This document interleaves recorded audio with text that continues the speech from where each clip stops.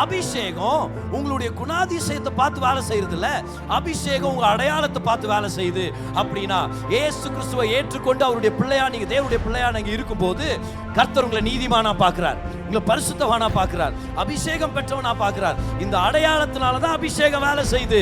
உங்களுடைய குணாதிசயத்தின் குறைவை பார்த்து அபிஷேகம் வேலை செய்யறது நிப்பாட்டாது. இன்னைக்கு நம்மளுடைய செய்தியில எப்படி இந்த அபிஷேகம் நம்ம வாழ்க்கையில வேலை செய்யுதுன்னு சொல்லி நம்ம கத்துக்கிறோம். 2026 உடைய தீம் நம்மளுக்கு தெரியும், அபிஷேகம் நிரம்பி வழிதல். இந்த அனாயிண்டிங் ஓவர்ஃப்ளோ ஒவ்வொரு விசுவாசிக்கும் கர்த்தர் ஏற்படுத்தி இருக்கிறார். இதை ரிசீவ் பண்ணிட்டு இதுக்கேற்ற மாதிரி நம்ம பொசிஷன் பண்ண கத்துக்கணும். இது எல்லாருக்கும் உண்மை, ஆனால் பொசிஷன் பண்றவங்க தான் அதை பெற்றுக்கொள்ள முடியும். இப்போ கர்த்தர் என் ஆசீர்வாதத்தை கப்பல் அனுப்புனார்னா நான் போய் ஏர்போர்ட்ல நின்று இருக்கக்கூடாது. ஆண்டவரே என்ன கைவிட்டீங்களே, வரப்போகிற ஏரோப்ளேன்லாம் டாடா காமிச்சிட்டு போகிறானுங்க, நம்மளுக்கு வர வேண்டிய பார்சல் வர ஆண்டு சொல்லார் கப்பலில் தான் அனுப்பிக்கிறேன், உன்னை யார் போய் இங்கே நிற்க சொன்னது? அப்போ ஆண்டவர் எனக்கு ஆசீர்வாதத்தை எனக்கு பஸ் வழியாக அனுப்புனா நான் ரயில்வே ஸ்டேஷனில் நின்று கால் பண்ணக்கூடாது. ஆண்டவர் எந்த பிளாட்ஃபார்ம் அது, எந்த டிக்கெட்டெல்லாம் வாங்கிட்டேன், உன்னை அவன் காசு கட்ட சொன்னது, நான் பஸ்ஸில் அனுப்பியிருக்கிறேன் போன்றார் கர்த்தர். அப்போ கர்த்தர் ஒன்று செய்கிறாருன்னா அதை எப்படி செய்கிறாரு, அதுக்கு எப்படி நம்மளை பொசிஷன் பண்ணிக்கணும்னு நம்ம கற்றுக்க வேண்டியதாக இருக்கிறது. அதுக்காக தான் இந்த டீச்சிங்ஸ் எல்லாம் கொண்டு வரோம். அப்போ பாருங்க, அனாயிண்டிங் ஓவர்ஃப்ளோ. இந்த அனாயிண்டிங் ஓவர்ஃப்ளோவை நம்ம அனுபவிக்கணும்னா கர்த்தர் நமக்கு ஒரு சில சத்தியங்களை போதிக்கிறார். கர்த்தர் எவ்வளோ நல்லவர் பாருங்க. ப்ராமிஸ் பண்றவர் மட்டும் இல்லை, அது எப்படி போகணும்னு அவரே நம்மளை வழி நடத்துகிறார்னா அப்போ நிச்சயமா நம்ம நல்லா இருப்போமா இல்லையா? நம்ம நல்லா இருக்கிறதுக்காக உயிரையும் கொடுத்துட்டு நல்லா இருக்கிறதுக்காக நன்மைகளையும் ஆயத்தப்படுத்திட்டு அந்த நல்ல கடவுள் கூடவே வர்றாருன்னா எப்படி நம்ம மிஸ் பண்ண முடியும்? நான் உங்களுக்கு சேலஞ்ச் பண்றேன், வேதத்தில் ஒவ்வொரு பக்தர்களுடைய வாழ்க்கையை படிங்க, வாசிங்க. ஒவ்வொருத்தருடைய வாழ்க்கையிலும் பல விதமான துக்கமான சம்பவங்கள் நடந்திருக்குது, பல விதமான ஜேர்னிஸ் அவங்க கடந்து போறாங்க. ஆனால் அல்டிமேட்டா பார்த்தீங்கன்னா சூப்பரான ஒரு நிறைவுக்கு வருவாங்க. எத்தனை பேர் அதை பார்த்துருக்கிறீங்க? ஆபிரகாம், ஈசாக், யாக்கோப், யோசேப்பு, தாவீது, சாமுவேல், ஒவ்வொரு பக்தர்களையும் நீங்க பாருங்க. சில டைம் நீ நினைக்கிறீங்க இதுக்கப்புறம் பிரதருக்கு தெரியல பேருன்ட்டு, தெரியல தான், ஆனா ஞாபகப்படுத்தினா சொல்லிடுவேன் நான். ஆனா எல்லாம் நீங்க போய் படிங்கன்றாங்க. நீங்க என்ன பண்றீங்க? போய் படிச்சீங்கன்னா அவங்களுக்கு தெரியும். ஒவ்வொருத்தர் வாழ்க்கையிலேயும் ஒரு நன்மையை கர்த்தர் காண்பிக்கிறார், அவங்க முடிவு சம்பூர்ணமா இருக்குது. அதான் நம்ம எதிர்பார்க்கிறோம் ஆண்டவர்கிட்ட இருந்து. அப்போ இந்த அனாயிண்டிங் ஓவர்ஃப்ளோ வரும்போது எப்படி நம்மளை பொசிஷன் பண்ணிக்கிறது, எப்படி இந்த அனாயிண்டிங் வேலை செய்து நம்ம கற்றுக்கிட்டு வர்றோம். ஒரு சூப்பரான டீச்சிங்கை நம்ம போன ஞாயிற்றுக்கிழமைக்கு முந்தின ஞாயிற்றுக்கிழமை ரிசீவ் பண்ணோம், ஆபிரகாமுடைய ஸ்டோரியிலேருந்து. அந்த பாயிண்ட்டை சொல்லிட்டு அப்படியே அதுலேருந்து நான் உங்களுக்கு கண்டினியூ பண்ண போகிறேன். பாருங்க எல்லாரும் வாங்க, ஜெனசிஸ் சாப்டர் 20க்கு வாங்க. ஆதியாகமம் 20ஆம் அதிகாரம். ஆதியாகமம் 20ஆம் அதிகாரத்திலேருந்து நம்ம பார்க்க போகிறோம். இந்த பேசேஜில் 17-18 வருஷத்தை படிக்கிறதுக்கு முன்பதாக இந்த ஸ்டோரியை நான் சொல்லிடுறேன் பாருங்க. ஆபிரகாம் விசுவாச தகப்பன். நம்ம எல்லாரும் அவரை பார்க்குறோம், அவர்கிட்ட விசுவாசத்தை கற்றுக்கணும் அப்படின்னு சொல்லி நம்ம பார்த்துட்டு இருக்கிறோம் அவரை. ஒரு நாள் அவர் இந்த பெலிஸ்தர்களோட ஊருக்கு போறாரு. அந்த ஊர் பேர் கெரார். அப்போ இவர் போகும்போதே மனைவி கிட்ட சொல்லி கூட்டிகிட்டு போறாரு, ஏமா நீ ரொம்ப அழகா இருக்கிற, சரியா? இப்போ அப்படி சொல்லிட்ட பிறகு என்ன சொன்னாலும் அந்த அம்மா ஒத்துக்கும், கரெக்டா இல்லையா? எவ்வளோ அழகு தெரியுமா நீ, அழகுனா அழகு, பேர் அழகு, அழகுன்ற வார்த்தையை உன்னை பார்த்தா வெக்கப்படும், எல்லாம் பேசி அப்புறம் சொல்றாருமா, என்ன அண்ணன் சொல்லிடுமா, சரியா? அண்ணன் சொல்லிடு, நான் உன்னை என் தங்கச்சின்னு சொல்கிறேன். ஏங்க, ஏன்னா போகிற இடத்துல நீ ரொம்ப அழகாகிற, அதனால உன்னை கட்டிக்கணும்னு என்னை போட்டு தள்ளிட்டான்னா என்ன பண்ணுறது? என் உசுரை காப்பாற்றணும் இல்லையா? ஆஃப்டர் ஆல் நான் விசுவாச தகப்பன் இல்லையா, நான் நல்லா இருக்கணுமா இல்லையா? அதனாலன்ட்டு இப்படி ஒரு டீலுக்குள்ளே வர்றாங்க, ஊருக்குள்ளே போகிறாங்க. போன உடனே அதே மாதிரி நடக்குது. எல்லாரும் அந்த பொண்ணை பார்த்து, யார் அவங்க மனைவி, அந்த பொண்ணுக்கு என்ன வயசு, 90 வயசு கிட்டத்தட்ட அந்த இதில். சரி, அந்த வயசு பொண்ணு சாரால பார்த்து அப்படி எல்லாரும் புகழ்ந்து பேசுகிறாங்க. என்ன அழகுன்றீங்க சார், பயங்கர அழகு சார். ராஜாவை பார்த்து, ராஜாவே ஜால்ரா தட்டுறவங்க கொஞ்சம் பேர் இருப்பாங்களா இல்லையா பேலத்தில், நீங்கள் கட்டிங்கன்னா கரெக்டாக இருக்கும், மேட்சிங் கரெக்டாக இருக்கும், ஜோடி பொருத்தம் நல்லா இருக்கணும்னு அவர். சரி என்னவா, தங்கச்சி தானே, தங்கச்சி வர சொன்ன உடனே யோசிச்சு பாருங்க பார்க்கலாம். அப்புறம் ராஜா உங்கள் தங்கச்சியை கட்டிக்கலாம் ஆசைப்படுறாருன்னு உடனே, தங்கச்சி போறியாமா, அண்ணே போகிறேங்க அப்படின்னு அவங்க அந்த இடத்துலேருந்து சரி போயிட்டாங்க பேலஸில். இமேஜின் பண்ணுங்க, கணவன் மனைவி விபச்சாரத்துக்கு கூட ஒரு வாய்ப்பு ஏற்படுத்தி கொடுத்த மாதிரி ஆயிடுச்சு இந்த நேரத்தில். நமக்கே பார்க்குறது கொஞ்சம் துக்கமாக இருக்குது. ஏன் இப்படி பண்ணுறாரு, ஏன் இப்படி போய் பேசுகிறாரு? மனைவியை உயிரை கொடுத்து காப்பாற்ற வேண்டியது கணவருடைய வேலை, அது அவருடைய பொறுப்பு. இப்படி விட்டு கொடுத்துட்டாரே, இது ப்ராஃபெட்டிக் இல்லை. இங்கிலீஷில் சொல்லுவாங்க, this is not prophetic, this is pathetic, this is not anointing, this is annoying. எப்படி நீங்கள் இப்படி பண்ணலாம்? சரி, இதே நம்மளுக்கு இவ்வளோ அநியாயமாக தோணுது. அடுத்தது பாருங்க என்ன நடக்குதுன்ட்டு. ஸோ இவர் கூட்டிகிட்டு வந்துட்டார், சாராவில் கூட்டிகிட்டு வந்துட்டார். அந்த அம்மா வெயிட் பண்ணுது. இவர் நைட்டு தூங்குறாரு பாருங்க. இவரால் சாரால் கிட்ட நெருங்க முடியல. என்னன்னு பார்த்தா கர்த்தர் தான் அந்த தடை பண்ணியிருக்கிறார். நைட்டில் கனவுல கர்த்தர் வந்து சொல்றாரு, அபிமலேக் நீ செத்த அப்படின்றாரு. எப்படி இருக்கு பாரு அந்த வார்த்தை. எத்தனை பேருக்கு அந்த மாதிரி வார்த்தை வேணும்? சத்தியமா வேண்டாம். கனவுல எத்த உடனே அபிமலேக் நீ செத்தன்னு உடனே, ஐயோ யாண்டவரே நீ கூட்டு வந்துருக்கிற பொண்ணு, ஆமாம் அழகா இருக்குதுல்ல, அழகாக்குது, அவள் இன்னொருத்தியோட பொண்டாட்டி, என்ன தைரியம் தான் அப்படி பண்ணுவேன்? ஐயோ ஆண்டவரே தெரியல ஆண்டவரே, தங்கச்சின்னா ஆண்டவரே, அவன் அப்படி தான் சொல்லுவாருப்பா. ஆனால் அவர் ஒரு தீர்க்கதரிசி. எப்படி இருப்பார் அந்த வார்த்தை கேட்குறதுக்கு? அவர் ஒரு பைந்தாங்கோலி, அவனை மன்னித்து விடு அப்படி சொன்னால் கரெக்டாக தோணுது. அவர் ஒரு தீர்க்கதரிசி, அவர் உனக்காக ஜெபிப்பார், அப்பதான் நீ எல்லாருமே சுகமாக முடியும். என்ன ஆயிடுச்சுன்னா, அவரும் அந்த ஊர் ஜனமே பிள்ளைய பெற்றெடுக்காதபடிக்கு ஒரு ஒரு ஒரு கேடு வந்துருச்சு. கர்த்தரே தடை பண்ணிட்டார் அவங்கள. எப்படி நீ சாரால இந்த இடத்துக்கு கொண்டு வரலாம் அப்படின்னு சொல்லி. இப்போ அடுத்த நாள் காலையில் எழுந்திரிச்சு எல்லாரையும் வர வச்சு இதெல்லாம் நடந்ததெல்லாம் சொல்லி பாருங்க என்ன நடந்துச்சுன்னு 17ஆம் வசனத்துக்கு வாங்க. 17ஆம் வசனத்தை பாருங்க. ஆபிரகாமுடைய மனைவியாகிய சாராள் நிமித்தம் கர்த்தர் அபிமலேக்குடைய வீட்டாரின் கர்ப்பங்களை எல்லாம் அடைத்திருந்தபடியால் ஆபிரகாம் தேவனை நோக்கி வேண்டிக் கொண்டான். கர்த்தர் ஜெபத்தை கேட்பாரா? மனைவியை விட்டு கொடுத்தவன் ஜெபத்தை கர்த்தர் கேட்பாரா? இவருடைய அபிஷேகம் இப்போ வேலை செய்யுமா? இப்போ தோணுதா இல்லை? இந்த மாதிரி வாய்ஸ் எல்லாம் வருதா இல்லையா? நம்மளும் பல பிரசங்கங்களை கேட்டிருக்கிறது உண்மைதானே இல்லையா? ஒரு சில ரிலீஜியஸ் பிரசங்கம் என்ன சொல்லும், எவ்வளோ தைரியம் தான் நீ ஜெபிப்ப, முதல் பாவரிக்கை செய்வாய் அப்படின்னு தான் வரும். இவர் ஜெபிச்சு கர்த்தர் கேட்டாரா இல்லையான்னு பாருங்களேன்.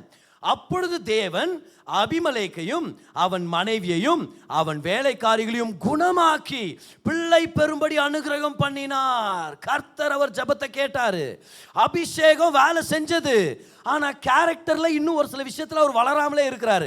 நமக்கு இந்த கேள்வி வரலாம் இன்னைக்கு, பிரதர் என் வாழ்க்கையில் அபிஷேகம் இருக்குதுன்னு நான் நம்புறேன், நானும் அந்நிய பாஷையில பேசுறேன், கர்த்தருடைய அபிஷேகத்தை பெற்றவனா இருக்கிறேன், ஆனா என் கேரக்டர்ல ஒரு சில விஷயத்துல வளராம இருக்கிறேனே, நான் ஒரு சில குறைபாடு உள்ளவனா இருக்கிறேனே, ஒரு குறிப்பிட்ட விஷயத்தை கர்த்தர் மாத்துவார்னு சொல்லி நான் அவரோட ஒரு உறவுல இருக்கிறேன், கர்த்தர் மாத்திட்டு இருக்கிறார் பிரதர், ஆனா நான் இன்னும் பர்ஃபெக்ட் இல்ல பிரதர், எனக்கெல்லாம் அபிஷேகம் வேலை செய்யுமா, என் மூலமா கர்த்தர் நன்மைகளை செய்வாரா?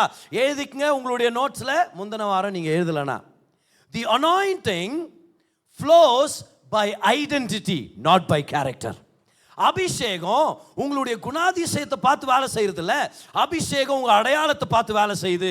அப்படின்னா இயேசு கிறிஸ்துவை ஏற்றுக்கொண்டு அவருடைய பிள்ளையா நீங்க தேவனுடைய பிள்ளையா நீங்க இருக்கும்போது கர்த்தர் உங்களை நீதிமானா பார்க்கிறார், உங்களை பரிசுத்தவானா பார்க்கிறார், அபிஷேகம் பெற்றவனா பார்க்கிறார். இந்த அடையாளத்தினால தான் அபிஷேகம் வேலை செய்யுது. உங்களுடைய குணாதிசயத்தின் குறைவை பார்த்து அபிஷேகம் வேலை செய்யறது நிப்பாட்டாது.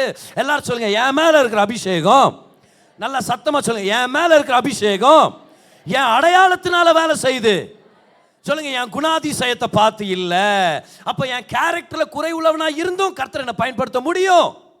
உங்க கேரக்டர்ல குறை உள்ளவர்களா நீங்க இருந்தும் கர்த்தர் உங்களை பயன்படுத்த முடியும். அதுக்கு நீங்க கேரக்டர்ல குறை உள்ளவர்களாவே இருங்க அப்படின்னு நான் பிரசங்கம் பண்ணிட்டேன்னு நினைக்காதீங்க. ஆவியானவரோட நெருக்கமா இருங்க. அவரோட நெருக்கமா இருக்க உங்க கேரக்டரை இயேசு கிறிஸ்துவை போலவே அவர் மாற்றுவார். எல்லாரும் கை உயர்த்தி அவரை பார்த்து காமிங்க. எல்லாரும் சொல்லுங்க, அவர் மாற்றுவார். சொல்லுங்க, மாற்றுறது அவருடைய வேலை, விசுவாசிக்கிறது என்னுடைய வேலை. ஆமென். ஒவ்வொரு நாளும் அபிஷேகத்துல வேலை செய்யறது என்னுடைய வேலை. அபிஷேகம் என் மேல இருக்குதுன்னு சொல்லி ஜெபிக்கிறது என் வேலை, விசுவாசிக்கிறது என் வேலை. என்ன மாத்துறது, நான் தேவனோட நெருக்கமா இருக்கும்போது ஆவியானவர் அதை கொண்டு வருகிறார். ஹல்லேலூயா, ஆமென். அப்ப அபிஷேகம் ஒரு குறைவுள்ள மனுஷன் மூலமா வேலை செய்யுமா? 100% வேலை செய்யும். அந்த மனிதன் இயேசு கிறிஸ்துவை ஏற்றுக்கொண்ட மனிதனாக, ஆவியின் அபிஷேகத்தை பெற்றுக்கொண்டவனாக இருந்தால், when you have received the anointing, regardless of the faults in your character, the anointing will flow in your life. அதை நம்ம ரொம்ப தெளிவா பார்த்துட்டோம். முதல் வாரம் அதை பத்தி தான் பார்த்தோம். இப்போ அதே வசனத்தை இன்னொரு தடவை படிக்கலாம். 18ஆம் வசனத்துக்கு வாங்க. இப்போ எனக்கு இன்னொரு சந்தேகம் வருது அந்த வசனத்தில் படிக்கும்போது. அந்த சந்தேகம் இங்க இருக்கிற நிறைய பேருக்குள்ள இருக்குதுன்னு சொல்லி நான் நம்புறேன். ஆபிரகாம் தேவனை நோக்கி வேண்டிக் கொண்டான். அப்பொழுது தேவன் அபிமலேக்கையும் அவன் மனைவியையும் அவன் வேலைக்காரிகளையும் குணமாக்கினார். சரி, ரைட்டு, ஆயிடுச்சு. ஆனால் அந்த கடைசி ஸ்டேட்மெண்ட் எனக்கு ஒரு கேள்வி கொண்டு வருது. பிள்ளை பெறும்படி அனுகிரகம் பண்ணினார். வெயிட் பண்ணுங்க. ஆபிரகாம் அவங்களுக்கெல்லாம் ஜெபிச்சாரு, அவங்களுக்கெல்லாம் குழந்தை பிறக்கிற மாதிரி கர்த்தர் அனுகிரகம் பண்ணினார். ஆனா இவ்வளவு நாள் ஆபிரகாமும் சாராலும் பிள்ளை பெற்றெடுக்க முடியாம கஷ்டப்பட்டு இருக்கிறாங்கன்னு சொல்லாம காத்துட்டு இருக்கிறாங்க. 24 வருஷம் இவங்களுக்கு குழந்தை பிறக்கல. ஒவ்வொரு நாள் ஆண்டவரே செய்யும், ஆண்டவரே செய்யும், நம்புற ஆண்டவரே அப்படின்னு சொல்லி விசுவாசிக்கிறாங்க. இவர் ஜெபிக்கிறாரு, ஊருக்கே குழந்தை பிறகுது. இவர் ஜெபம் பண்ணுகிறார் 24 வருஷமா, இன்னும் மனைவி ஒரு பிள்ளையை பெற்றெடுக்கல. இப்ப நமக்கு இந்த கேள்வி வருதா இல்லையா? ஆபிரகாமுக்கே குழந்தை இல்லையே, இவர் எப்படி குழந்தை அனுகிரகம் பெறதுக்கா ஜெபிக்கிறதுக்கு வாய்ப்பு இருக்குது இவருக்கு? இப்போ இவர் டிஸ்குவாலிஃபைடு இல்லையா? ஏன்னா சில டைம் நமக்கு அப்படி தோணுது, பிரதர் எனக்கா ஜெபம் பண்ணுங்க பிரதர். மனசுக்குள்ள நம்மளுக்கு என்ன வாய்ஸ் வருது? நானும் அதே பிரச்சனையில் தான் இருக்கிறேன், நான் உங்களுக்கு ஜெபிக்கிறதுக்கு டிஸ்குவாலிஃபைடு, அன்குவாலிஃபைடு தோணுதா இல்லையா? நானே கடன் பிரச்சனையில் இருக்கிறேன் பிரதர், என் கடனுக்காக ஜெபிங்கன்ன உடனே சில டைம் நம்மளுக்கு இப்படி தோணும், நானும் ஒரு சில கடனில் இருக்கிறேன், நான் ப்ரேயர் பண்ணலாமா அப்போ உனக்கு இல்லையா? பிரதர் என்னுடைய வியாதிக்காக ஜெபம் பண்ணுங்க பிரதர் அப்படின்னா, நேற்று நான் கோல்டுக்கு மாத்திரை போட்டு நான் வந்துக்கிறேன் இன்றைக்கி, இவங்க என்னடானா என் கேன்சர் சரியாகணும்னு ஜெபம் பண்ணுறாங்க, நானே ஒரு கோல்டை ஜெயிக்காமல் இருக்கிறேனே, எப்படி கேன்சருக்காக ஜெபிக்கிறது? இந்த மாதிரி கேள்விகள் நம்மளை வந்து அப்பப்போ டிஸ்டர்ப் பண்ணிகிட்டே இருக்கும். அப்போ அபிஷேகம் எப்படி வேலை செய்யுது நம்ம கற்றுக்கணுமா இல்லையா? இந்த இடத்துல கர்த்தருடைய அபிஷேகம் வேலை செய்தது. ஆபிரகாம் உடைய ஜெபமே இவ்வளோ நாள் காத்திருக்குதல் அப்படின்ற ஒரு காலத்தில் இருக்குது. ஆபிரகாம் ஜெபம் பண்ணி இன்னும் அவருடைய மனைவிக்கு பிள்ளை பிறக்கல, இன்னும் பிறக்கவே போகிறது இல்லைன்னு இல்லை, இன்னும் பிறக்கல. அந்த நேரத்தில் இவர் ஊரில் இருக்கிற எல்லாருக்கும் ஜெபம் பண்ணி அவங்கெல்லாம் குழந்தைங்க பிறகு அங்கே எத்தனை குழந்தைங்களுக்கு ஆபிரகாம் பேர் வச்சிருப்பாங்க, சும்மா இமேஜின் பண்ணுங்க பார்க்கலாம். உண்மையா இல்லையா? ஒரு பெரிய பக்தன் ஜெபிச்சு நீ பிறந்த, அதனால உன் பேர் ஆபிரகாம். எத்தனை பேர் வச்சிருப்பாங்க சொல்லுங்க பார்க்கலாம், இமேஜின் பண்ணுங்க. கோவிட்ல பிறந்துட்டாங்க பாருங்க, ஒரு குழந்தை பேர் கொரோனா, அப்படி பேர் வச்சாங்க உண்மையாவே. ஏன்னா அந்த காலத்தில் பிறந்ததுனால வேற பேர் இவங்க பாவம் தேடி கன்ஃபியூஸ் ஆகிட்டாங்க. ஏன்னா சொந்தக்காரங்க சில நேரத்தில் நிறைய பேருங்களுக்கு கன்ஃபியூஸ் பண்ணி விட்டுருவாங்க. இவங்க என்ன பேர் வச்சாங்க பாருங்க. அப்போ ஆபிரகாம் ஜெபிச்சு குழந்தை பிறந்தா எத்தனை பேருக்கு ஆபிரகாம்னு பேர் வச்சிருப்பாங்க? ஐயா உங்க பேர் தான் வச்சிருக்கிறேன், சாரால் ஆபிரகாம் மூஞ்சி பார்த்துட்டா எப்படி இருக்கு வச்சு பாருங்க பார்க்கலாம். நம்ம என் பேர் தான் வச்சுக்கிறாங்களா குழந்தைக்கு? ரொம்ப சந்தோஷமான விஷயம். ஆமாங்க ரொம்ப சந்தோஷங்க. இவ்வளோ என்ன வருமா இல்லையா? 24 வருஷம் நம்ம குழந்தைக்காக காத்திருக்கிறோம். நம்ம ஜெபிச்சா கர்த்தர் அவங்களுக்கு அற்புதம் பண்றாரு, அதே கர்த்தர் நமக்கு ஏன் அற்புதம் பண்ணல? கேள்வி வருமா இல்லையா? தோணுமா இல்லையா? ஜெபிக்கிற நேரத்தில் தோணுமா இல்லையா அந்த வார்த்தை? ஒரு இடத்துல ஜெபத்துக்கு போயிருந்தேன், சின்னதான ஒரு வீடு, அந்த வீட்டில் உட்காந்து ஜெபம் பண்ணிட்டு இருக்கிறோம். அப்போ அந்த வீட்டில் இருக்கிற ஒரு சில தேவைகளெல்லாம் சொன்னாங்க. சொல்லும் போது நான் ஜெபத்தை ஆரம்பிச்சிட்டேன்.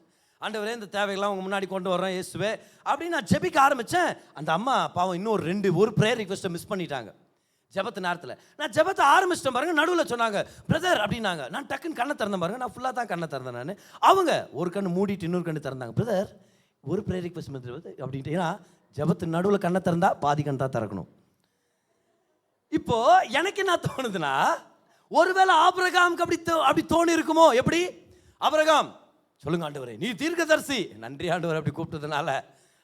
இந்த ஊருக்கெல்லாம் குழந்தைய பிறகுலப்பா, அதனால என்ன ஆண்டவரே நீ தான் ஜெபிக்கணும், நீ தான் அந்த தீர்க்கதரிசி. சரி ஆண்டவரே ஜெபிக்கிற, இவர் தாமதிக்கல பார், தாயங்களை ஒரு ஜெபிக்க ஆரம்பிக்கிறார். ஜெபிக்கிற ஆண்டவரேன்னு கை வச்சு ஜெபிக்கிற நேரத்தில் இல்லை, அந்த ஊரை பார்த்து ஜெபிக்கிற நேரத்தில் ஆபிரகாமுக்கு இப்படி தோணு இருக்குமா இல்லையான்னு சொல்றேன் நான். ஆண்டவரே இவங்க எல்லாருக்கும் பிள்ளை பெறும் அனுகிரகம். ஆண்டவரே எனக்கு எப்போ பிள்ளை? நானே ஒரு நாள் காத்திருக்கிறேன். ஏன் கண்ணை தருங்க, நீங்க கண்ணு மூடுங்க, நான் கர்த்தரோட பேசின்னு இருக்கிறேன். மனசுல 1000 கேள்விங்கிறது ஜெபம் பண்ணியிருப்பாரு. எப்படி இந்த அபிஷேகம் வேலை செய்யுது? இவருக்கு நடக்காதது இவர் மூலமா எப்படி நடக்கும்? இப்பதான் அபிஷேகத்தை பத்தி இன்னொரு விஷயத்தை கத்துக்கிறோம் பாருங்க. நம்ம மேல இருக்கிற அபிஷேகம் நம்மளுடைய அனுபவத்தை சார்ந்து வேலை செய்யறது இல்லை. இதை ஏற்கனவே நம்ம பார்த்துட்டோமா பார்க்கலையான்றதெல்லாம் கேள்வி இல்லை. சுகத்துக்காக ஜெபிக்கிறேனா சுகத்தை பார்த்தனா இல்லையான்னு கேள்வி இல்லை. செழிப்புக்காக ஜெபிக்கிறேனா செழிப்பை பார்த்துருக்கிறேனா இல்லையான்றது கேள்வி இல்லை. அபிஷேகம் எப்படி வேலை செய்யுது? ஜெபிக்கிறவனுடைய அனுபவத்தை பார்த்து இல்லை, ஜெபிக்கிறோமே அந்த தேவன் அவர் கொடுத்த வாக்கு தத்தத்தை சார்ந்த அபிஷேகம் வேலை செய்கிறது. கமான், பெற்றுக்கொள்றவங்க கர்த்தருக்கு நன்றி சொல்லி பெற்றுக்கொள்ளுங்க பார்க்கலாம். அந்த நேரத்தில் இன்னும் சத்தமாக எல்லாரும் சொல்லுங்க, என் மேல இருக்கிற அபிஷேகம் என் அனுபவத்தை சார்ந்து இல்லை, அவருடைய வாக்கு தத்தத்தினால வேலை செய்யுது. தேவன் அபிமெலேக்கை பார்த்து சொல்லிட்டாரு, இவர் ஜெபிப்பார், இவர் ஜெபிச்சார்னா உனக்கு சுகம் கிடைக்கும். எல்லாரும் சொல்லுங்க, வாக்கு தத்தம் வந்தாச்சு, கர்த்தர் செய்து முடிப்பார். என் கேள்வி வந்து நான் குவாலிஃபைடா இல்லையா, நான் அதை ஏற்கனவே பார்த்தனா இல்லையான்றதெல்லாம் நான் கேள்வி கேட்க கூடாது. எனக்கு இருக்கிற ஒரே ஒரு பொறுப்பு என்ன தெரியுமா? கர்த்தர் வாக்கு பண்ணிட்டார், கர்த்தர் என் ஜெபத்தை கேட்டு எனக்கு அற்புதத்தை செய்வார். ஹalleluya. come on, அதுதான் நம்மளுடைய டைட்டில் பாருங்க. Take this down in your notes. The anointing operates based on the promise, not on your experience.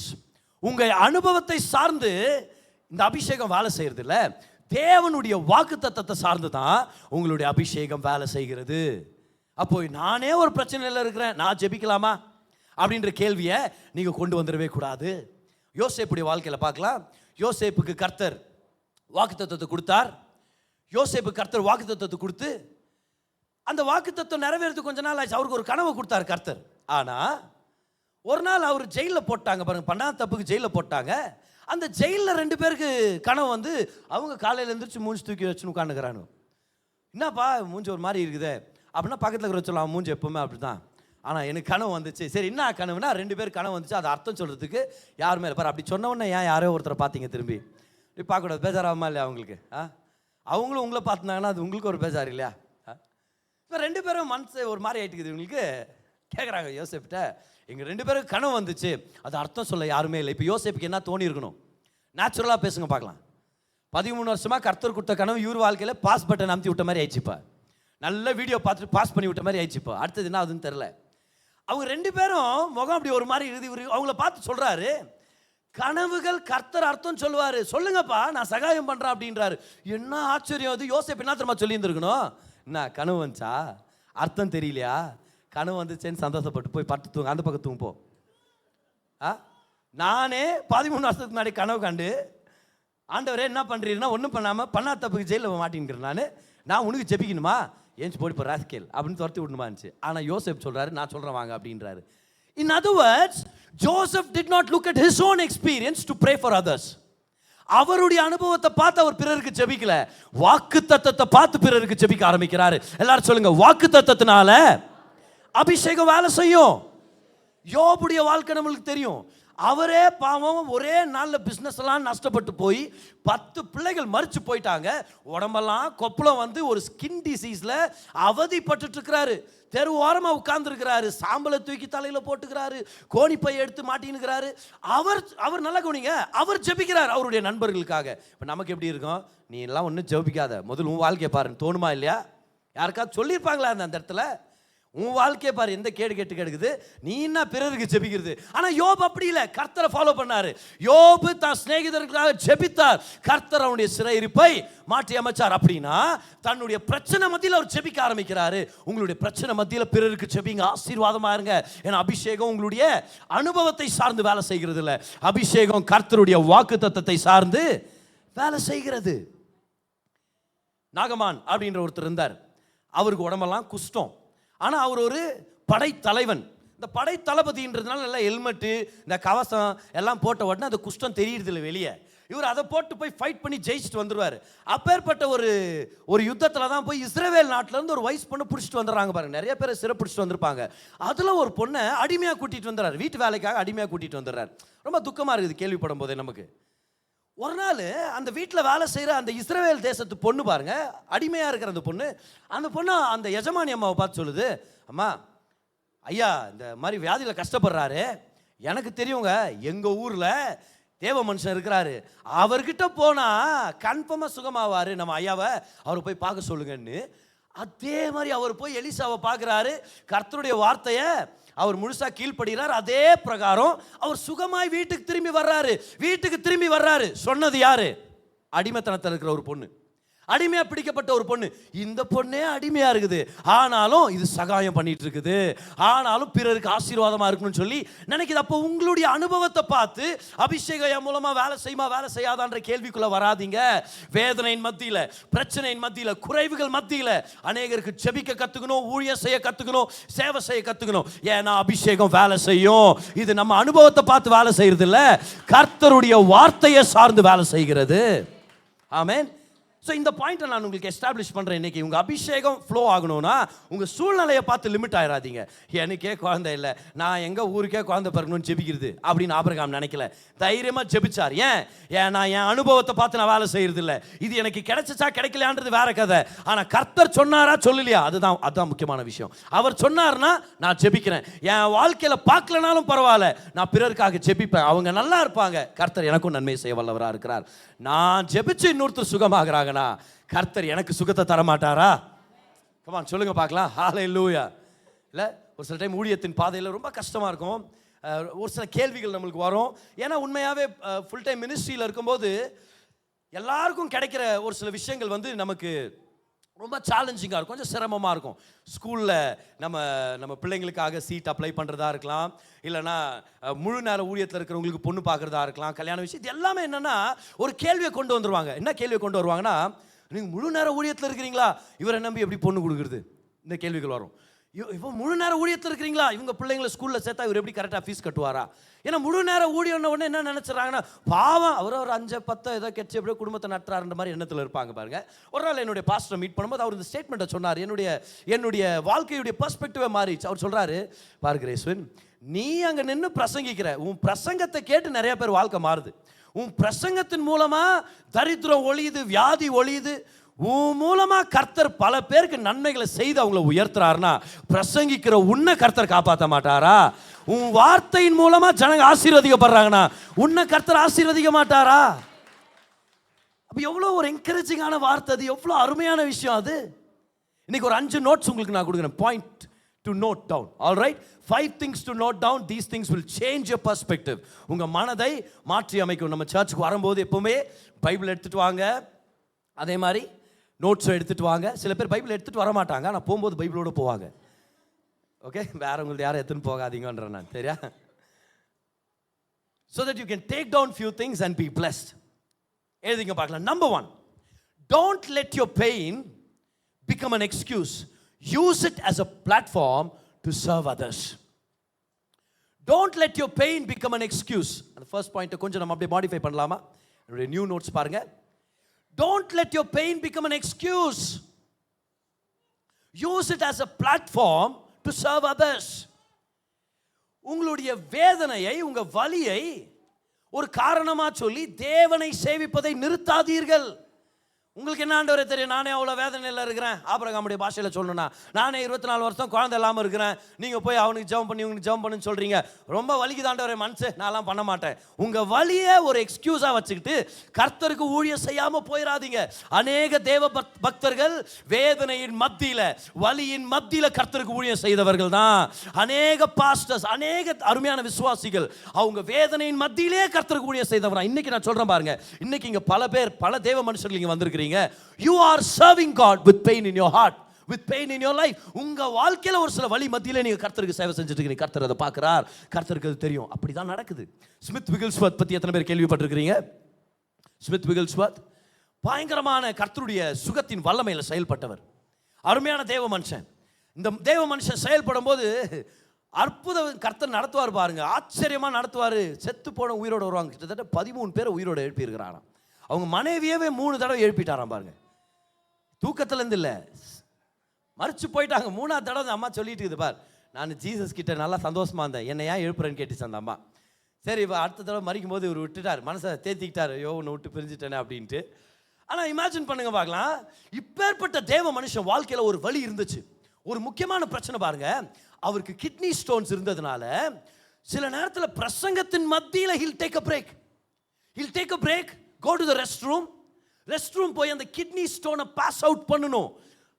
யூரின்ல ரத்தம் வருமா பாருங்க, வலிக்குமா, அவ்வளோ வலி மத்தியில் திரும்பியும் வெளியே வந்து பிரசங்கம் பண்ணுவார். அநேகருக்கு ப்ரேயர் பண்ணுவார், நிறைய பேர் சுகமடைவாங்க.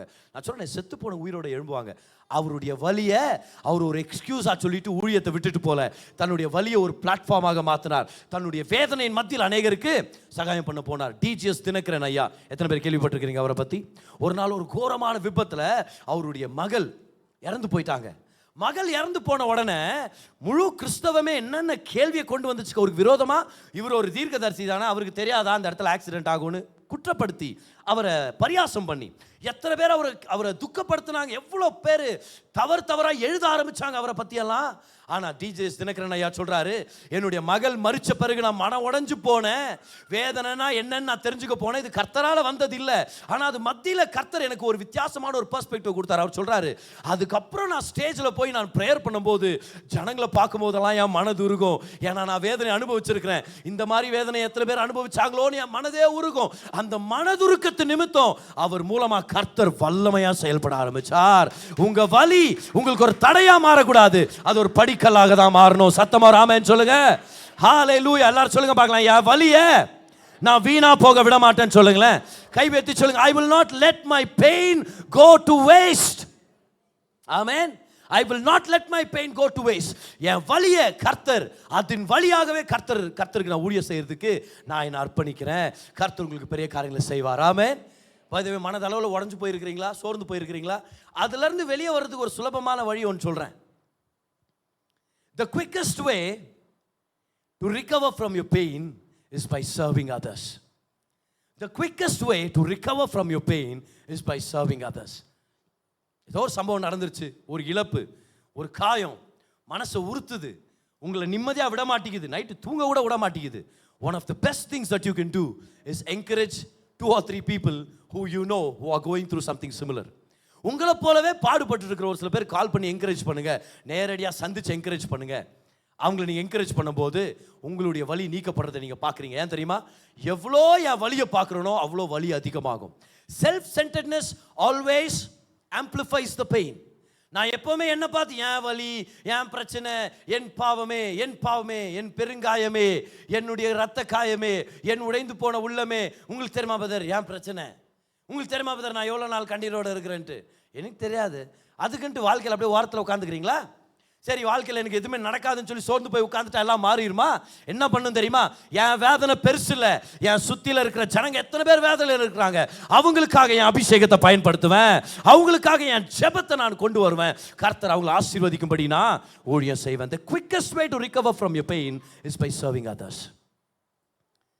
2023 டிசம்பர் மாதம் இது வரைக்கும் வாழ்க்கையில் அனுபவிக்காத அளவுக்கு ஒரு த்ரோட் பெயின், ஒரு இன்ஃபெக்ஷன், அசிடிட்டி பிரச்சனையும் ஒரு 1.5 மாதம் இருந்துச்சு. அந்த மாதிரி நடந்ததே இல்லை பாருங்க. ஆனால் அந்த 2023 டிசம்பர் மாதத்தில் ரொம்ப அதிகமாகிடுச்சு. எந்த அளவுக்கு அதிகமாகிடுச்சுன்னா, நான் ஒரு 3-4 ஹாஸ்பிட்டலுக்கெல்லாம் போய் இதை ட்ரீட்மெண்ட் எடுத்துட்டு, ஆனாலும் அது சரிப்பட்டு போல. த்ரோட் பெயின் ரொம்ப சிவியராக போயிடுச்சு. ஏன் சாப்பாடு முழுங்குறது கூட ரொம்ப கஷ்டமாக இருந்துச்சு. ஒரு குறிப்பிட்ட ஞாயிற்றுக்கிழமை நான் வேறு நம்ம சர்ச்சில் இருக்கிற பிரசங்க பிரசங்கம் பண்ண சொல்லிட்டேன். நீங்கள் பிரசங்கம் பண்ணுங்கள், நான் ஒரு ரெஸ்ட் எடுத்துக்கிறேன், ஏன்னா அடுத்த வாரம் வாட்ச் நைட் சர்வீஸ் நடத்தணும்னு சொல்லி. நான் நினச்சேன் சரியாயிரும்னு. சரியாகவே இல்லை. வாட்ச் நைட் சர்வீஸ்க்கு எல்லாம் ரெடி ஆகிட்டோம். ஹெச்பி பஹார் ஹாலில் நம்ம ரெடி பண்ணிட்டோம். எல்லாம் ஒழுங்கு பண்ணிவிட்டு சர்விங் டீம் கேதர் ஆகிறோம், ஜெபிக்கிறதுக்காக கேதர் ஆகிறோம்.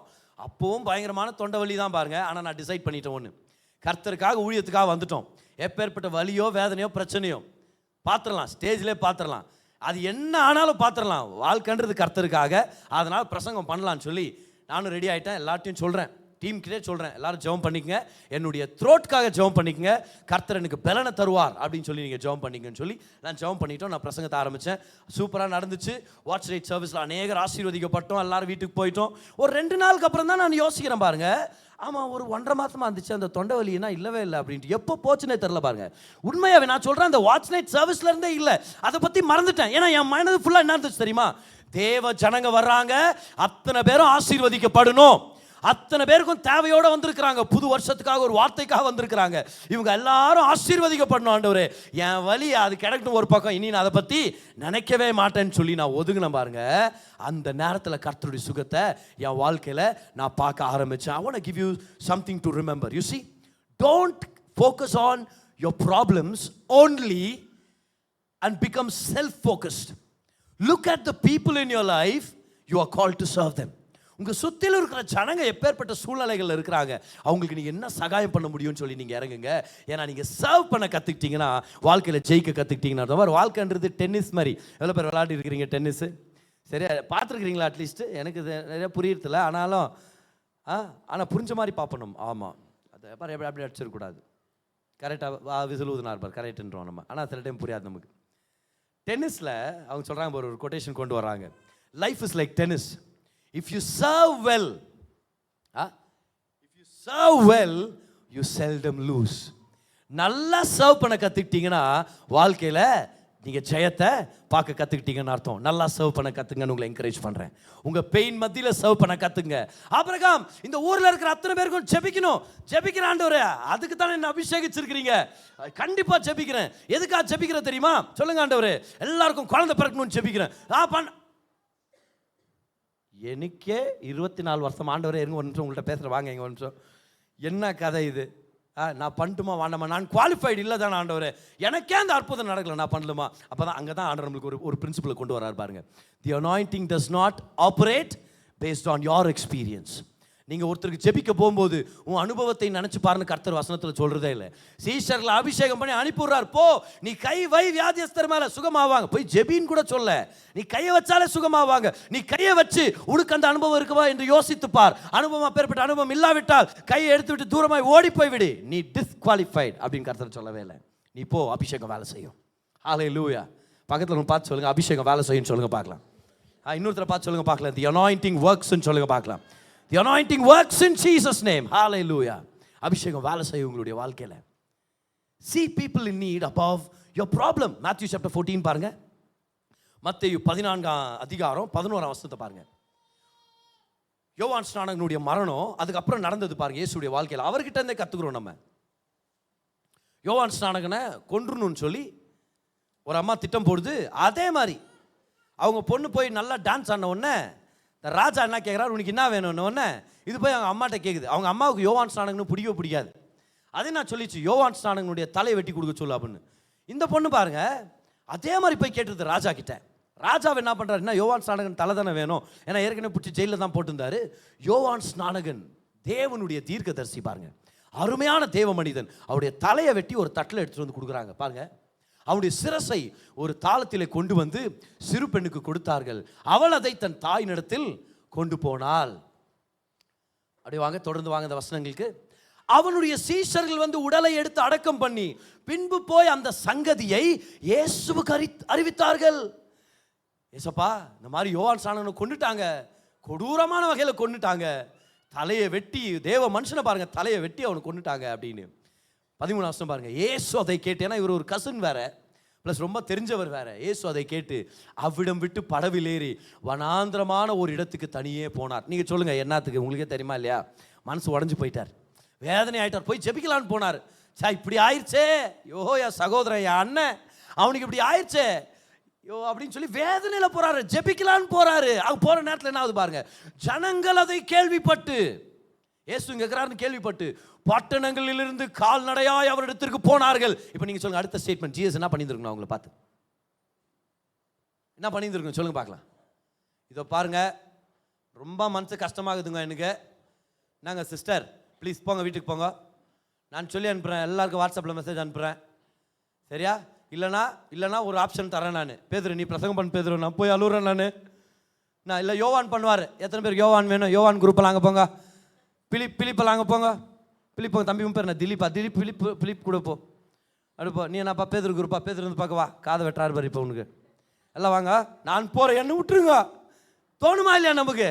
யோ குடும்பத்தில் ஒருத்தர் மறிச்சு போயிட்டார், மனசு வேதனை, ஜெபிக்கலான்னு போகிற நேரத்தில் ஜனங்களாம் வர்றாங்க, ஐயரே ஃபாதர் பிளஸ் பண்ணுங்க ஃபாதர்னு வர்றாங்க. அப்போ அவர் என்ன பண்ணுறாருன்னு பாருங்களேன். 14ஆம் வசனம். இதை தான் நம்மளும் செய்யணும் நம்மளுடைய வாழ்க்கையில். இயேசு வந்து திரளான ஜனங்களை கண்டு அவர்கள் மேல் மனதுருகி, கமான் சொல்லுங்க அந்த வார்த்தையை, அவர்கள் மேல் மனதுருகி அவர்களில் வியாதியஸ்தர்களா இருந்தவர்களை சொஸ்தமாக்கினார். While he is in pain, he is ministering to others. He used this pain as a platform to serve. Hallelujah. He used this pain as a platform to serve. இந்த பாயிண்ட் எழுதிங்க பார்க்கலாம். God will trust you with this power when you choose to see people over your own problems. கர்த்தருடைய வல்லமை உங்க வாழ்க்கையில வெளிப்படுத்தணும் அப்படின்னு விருப்பப்பட்டீங்கன்னா, கர்த்தருடைய அபிஷேகம் உங்க வாழ்க்கையில நிரம்ப வழியணும்னு விருப்பப்பட்டீங்கன்னா, நீங்க இதை செஞ்சாகணும். ஏன் பிரச்சனை? உங்களுக்கு தெரியுமா என்னுடைய பிரச்சனை? உங்களுக்கு தெரியுமா என்னுடைய வேதனை? நான் இவ்வளோ நாள் கஷ்டப்பட்டேன், நான் இவ்வளோ நாள் பிரச்சனை இல்லை இருக்கேன். யாருக்கு தான் பிரச்சனை இல்லை? எல்லாருக்குமே தான் பிரச்சனை இருக்குது. எல்லாருக்கும் ஏதோ ஒரு மன கஷ்டம் இருக்குது. இங்கே கூட பாருங்களேன், யார் ஹர்ட் ஆகிருக்கிறீங்க கை தூக்குனா, சில பேர் கை தூக்குவீங்க, சில பேர் கை தூக்க மாட்டீங்க. ஏன்? ஏன்னா கை கூட ஹர்ட் ஆகிக்குது உங்களுக்கு. யாருக்கு தான் பிரச்சனை இல்லை? எல்லாருக்கும் தான் பிரச்சனை இருக்குது. அதனால நான் உங்களை பார்த்து சொல்றேன், தயவு செய்து மூஞ்சி அப்படி வைக்காதீங்க. எல்லாருக்கும் பிரச்சனை இருக்குது, ஓரத்தில் வைங்க. கர்த்தர் உங்களை எதை அழைச்சிருக்கிறாரோ செய்யறதுக்கு அதை செய்யுங்க. Don't see only your problem, see people in need. உங்க சுத்தியில இருக்கிற ஜனங்களுக்கு இருக்கிற பிரச்சனைகளை பாருங்க. உங்களால என்ன செய்ய முடியும்? அவங்களுக்கு ஜெபிக்க முடியுமா? பணத்தை கொடுத்து சகாயம் பண்ண முடியுமா? சுவிசேஷத்தை பிரசங்கம் பண்ண முடியுமா? பண்ணுங்கன்னு சொல்றேன் நான். ஐயோ நான் சுவிசேஷத்தை பிரசங்கிக்கணுமா பிரதர்? நான் பாஸ்டர் இல்லையே. பாருங்க, நம்ம முழு நேர ஊழியக்காரங்கள் இல்லை, அது உண்மைதான். ஒரு சில பேர் தான் இப்படி அழைக்கப்பட்டிருக்கிறோம் முழு நேர ஊழியத்துக்கு. ஆனா நம்ம எல்லாருமே முழு நேர விசுவாசிகள். இப்ப முழு நேர விசுவாசிகள்லாம் கை தூங்க பார்க்கலாம். முழு நேர விசுவாசி பிரதர், பார்ட் டைம் விசுவாசி கை தூங்க தயவுசெய்து. உங்களுக்காக நான் ஜெபிக்கிறேன், கடைசியா ஜெபிக்கிறேன் நான். We are all full time believers. அப்ப நம்மளுடைய வேலை என்ன? எங்க போனாலும் சுவிசேஷத்தை பிரசங்கிக்கிறது நம்மளுடைய வேலை. நம்மளுடைய வேதனை, நம்மளுடைய வலின்னு சொல்லி ஒரு வாரத்தில் உட்காரக்கூடாது. உண்மைதான், நமக்கு ஒரு சில சவால்கள் இருக்குது, உண்மைதான் நமக்கு ஒரு சில பிரச்சனைகள் இருக்குது. ஆனா அது நம்மளை தடை பண்ணவே கூடாது, கர்த்தருக்காக ஊழியம் செய்யும்படியாக. ஹalleluya. ஏதிட்டீங்களா? God will trust you with his power. கர்த்தர் உங்களுக்கு வல்லமையை எப்ப அளிக்கிறார் தெரியுமா? உங்களுடைய சொந்த பிரச்சனைகளையும் தாண்டி உங்கள் சுற்றியில் இருக்கிற ஜனங்களை பார்த்து அவங்களுக்கு சேவை செய்யும் போது கர்த்தருடைய வல்லமை உங்கள் வாழ்க்கையில் வேலை செய்கிறது. அதனால் நம்ம எல்லாருக்கும் இந்த ஃபீலிங் வரும் பாருங்க, இனி நான் ஊழியம் செய்ய மாட்டேன், இனி நான் யாருக்கும் ஜெபிக்க மாட்டேன், இனி நான் கர்த்தருக்காக ஒன்றும் செய்ய மாட்டேன். We all have those times. I don't feel like it. I don't feel like it. Snap out of it in Jesus name. வெளியே வாங்க அதுல இருந்து. I don't feel நல்லா சொல்லாதீங்க. You are not a feeler. You are a believer. இல்ல எனக்கு அப்படி தோணல. நீங்க தோன்றுகிறவர்கள் இல்லை, நீங்கள் விசுவாசிகளா இருக்கிறீங்க. தோன்றுனா பண்றன்றதெல்லாம் இல்லை, அப்படி உணர்வு வந்தா பண்றனெல்லாம் இல்லை. நம்ம எல்லாரும் விசுவாசத்துல செயல்படுகிற ஜனங்களாக இருக்கிறோம். ஹல்லேலூயா. எல்லாரும் சொல்லுங்க, என் வலியின் மத்தியிலையும் என் குறைவின் மத்தியிலையும் என் தேவையின் மத்தியிலையும் எல்லாரும் கைவெத்தி சொல்லுங்க, அபிஷேகம் வேலை செய்யும். எல்லாரும் சொல்லுங்க, அனாயிண்டிங் ஓவர்ஃப்ளோ. ஆபிரகாம் போலதான், அவர் வாழ்க்கையிலே இன்னும் குழந்தை பிறக்கல, இவர் போய் குழந்தை பிறக்கணும்னு ஜெபிக்கிறார், எல்லாருக்கும் அவன் ஜெபிக்கிறார். இதுதான் அபிஷேகத்துடைய வேலை. ஏசு கிறிஸ்துட்ட இருந்து கத்துக்கலாமா? எப்படி பிறரை பத்தி யோசிக்கிறார் பாருங்க. அவருடைய வேதனையின் மத்தியில இவரை அரெஸ்ட் பண்ண வந்திருக்கிறாங்க ஜனங்க. இவர் சொல்றாரு, நான் தான் இயேசு. கேட்கிறாங்க, நசரேயனாகிய இயேசு அரெஸ்ட் பண்ண வந்திருக்கிறோம் உடனே. அப்ப இவர் சொல்றாரு, நானே, ஐ ஆம், let them go அப்படின்றாரு. அங்க கூட பாருங்க அவங்கள பத்தி தான் யோசிக்கிறார். இவர் என்ன சொல்லி இருந்திருக்கலாம், நான் தான், 2 பேரை பிடிச்சி போடுங்க கம்பெனிக்கு நல்லா இருக்கும் அப்படின்னு சொல்லி இருந்திருக்கலாம். நான் தான், இவங்களெல்லாம் விட்டுருங்க. அங்க கூட அவரை பத்தி நினைக்கிறாரு பாருங்க. அந்த நேரத்தில் இவர் சொல்லிட்டார் போயிடுன்ட்டு. இவங்க ஒரு மரியாதை போயிருக்கணுமா இல்லையா? போயிடுங்கன்ற இவரே சிக்னல் கொடுக்குறாரு, நான் தான், இவங்க எல்லாரையும் விட்டுருங்க, இவங்களை விட்டுருங்க சிக்னல் பண்றாரு இந்த வார்த்தையின் மூலமாவே. அதுல ஒருத்தன், நீங்க என்னன்ற சிக்னல் காட்டிட்டாரா அவரு அப்படின்னு ஒருத்தன் கத்தி தூக்கின்னு வரானா வெளியா வந்து.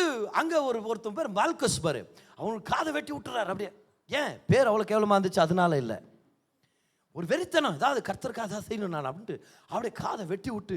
இமேஜின் பண்ணி பார்க்கலாம், இயேசுவே அவ்வளோ வேதனையில் இருக்கார். இப்போ தான் போய் ரத்தம் சிந்திட்டு வந்தார், வேர்வையில் ரத்தம் அப்பேற்பட்ட ஒரு வேதனை அனுபவிச்சு வந்து நிற்கிறாரு, காதை வெட்டுறாரு. நீங்கள் சொல்லுங்கள், அற்புதத்தின் நேரமா அது?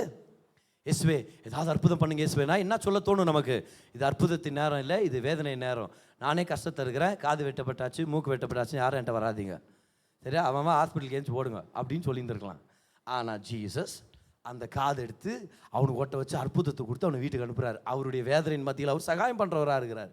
சிலுவை சுமந்துட்டு போகிறாரு, கஷ்டமாக இருக்குது. போகிற வழியில் ஒரு சில லேடிஸ்லாம் வந்து அழுகுறாங்க, யோ இயேசுவே உங்களுக்கு இப்படி ஆயிடுச்சான உடனே அவங்கள பார்த்து சொல்கிறாரு, பாருமா எனக்காக அழாதீங்க, உங்கள் பிள்ளைங்களுக்காக அழுங்க, உங்கள் பிள்ளைங்களுக்காக ஜெபிங்க, வரப்போகிற காலத்து இன்னும் மோசமான காரியங்கள் நடக்கும்.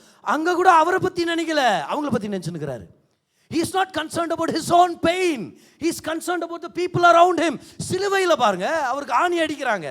ஆணி அடிக்கிற நேரத்தில் அவர் சொல்றார் வாயை திறந்து, பிதாவே இவர்களுக்கு மன்னியும், இவங்க செய்யறது என்னன்னு தெரியாம செஞ்சுட்டு இருக்கிறாங்க. இது எங்க இருந்து, ஐயோ யோசிச்சு பாருங்க, பார்க்கலாம் எவ்வளவு ஆச்சரியமா இருக்குது. தன்னுடைய வலியின் மத்தியிலே ஜனங்களை நினைக்கிறாரு, அவங்கள மன்னியமாண்டவரே, அவங்கள ஆசீர்வதிங்கப்பா, அவங்கள போட்டு அடிச்சிடாதீங்க. இதுக்காக நமக்கு வேற மாதிரி தோணுது. இப்படி எப்படி சொல்லியிருக்கலாம், பிதாவானவரே நீங்க வேண்டாம் மன்னிங்க, ஆனா நான் மன்னிக்க மாட்டேன். செகண்ட் கம்மிங்ல ஃபர்ஸ்ட் அடி இவனுக்கு தான், ரகசிய வருகையில் ரகசிய அடி உனக்கு தான். என்னை ஆணி அடிக்கிற தான் வேதனையின் மத்தியில் பிறரை யோசிக்கிறார், அவங்களுக்கு நன்மையை நடத்தும்படி நினைக்கிறார். அங்கே சிலுவையில் பார்க்குறாரு, சிலுவையில் மூச்சு விடுறதே கஷ்டம். 6 மணி நேரம் பாருங்க மூச்சு இழுத்து விட்டுங்கிற, ஏன்னா கால் இப்படி ஆணி வேற அடிச்சுட்டுக்கிறாங்களா, கையில் வேற ஆணி அடிச்சுட்டுக்கிறாங்க, கஷ்டம்.